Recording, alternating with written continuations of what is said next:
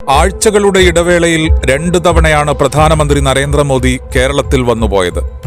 ഒന്ന് തൃശൂരിലെ BJP വനിതാ സംഗമത്തിലും മറ്റൊന്ന് ഗുരുവായൂരിൽ നടൻ സുരേഷ് ഗോപിയുടെ മകളുടെ കല്യാണത്തിനും.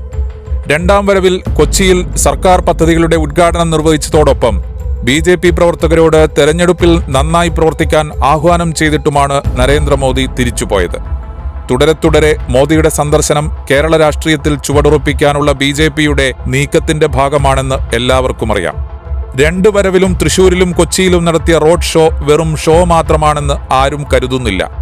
യഥാർത്ഥത്തിൽ ലോക്സഭാ തെരഞ്ഞെടുപ്പിന്റെ കേരളത്തിലെ BJPയുടെ പ്രചാരണത്തിന് നരേന്ദ്രമോദി തുടക്കമിടുകയാണ് ചെയ്തത്.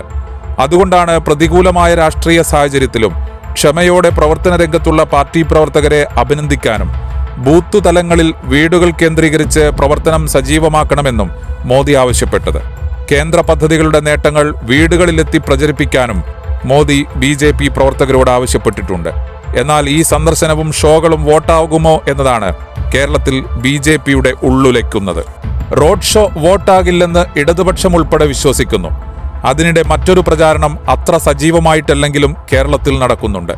നരേന്ദ്രമോദി തിരുവനന്തപുരത്ത് BJP സ്ഥാനാർത്ഥിയായേക്കും എന്നുള്ളതാണ് ആ പ്രചാരണം. കേരളത്തിൽ BJPക്ക് ചെറുതല്ലാത്ത സ്വാധീനമുള്ള മണ്ഡലമാണ് തിരുവനന്തപുരം. മോദി തിരുവനന്തപുരത്ത് മത്സരിച്ചാൽ അവിടെ ജയിക്കാനാകും എന്ന പ്രതീക്ഷയോടൊപ്പം തന്നെ മറ്റു ചില മണ്ഡലങ്ങളിൽ കൂടി മോദി ഇഫക്റ്റ് ഉണ്ടാകും എന്ന കണക്കുകൂട്ടലും ചില BJP നേതാക്കൾക്കുണ്ട്.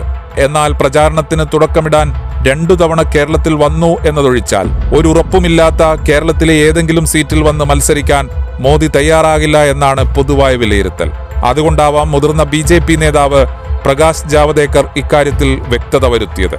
നരേന്ദ്രമോദി തിരുവനന്തപുരത്ത് മത്സരിക്കുമെന്ന തരത്തിലുള്ള വാർത്ത വെറും ഊഹാപോഹം മാത്രമാണെന്നാണ് പ്രകാശ് വ്യക്തമാക്കിയത്. എന്നാൽ കേരളത്തിൽ BJP മികച്ച വിജയം നേടുമെന്നും പുതിയ ചരിത്രം BJP രചിക്കുമെന്നും പ്രകാശ് ജാവദേക്കർ പറഞ്ഞു. കേരളത്തിൽ ഒരു MLA പോലും ഇല്ലാതിരുന്നിട്ടും മലയാളികൾക്ക് പ്രധാനമന്ത്രി വലിയ പരിഗണനയാണ് നൽകുന്നതെന്നാണ് പ്രകാശ് ജാവദേക്കറിന്റെ അവകാശവാദം. സംസ്ഥാനത്ത് CPM BJP ഒത്തുകളിയുണ്ടെന്ന ആരോപണം ഒരുപാട് കാലമായി കോൺഗ്രസ് ഉന്നയിക്കുന്നതാണ്.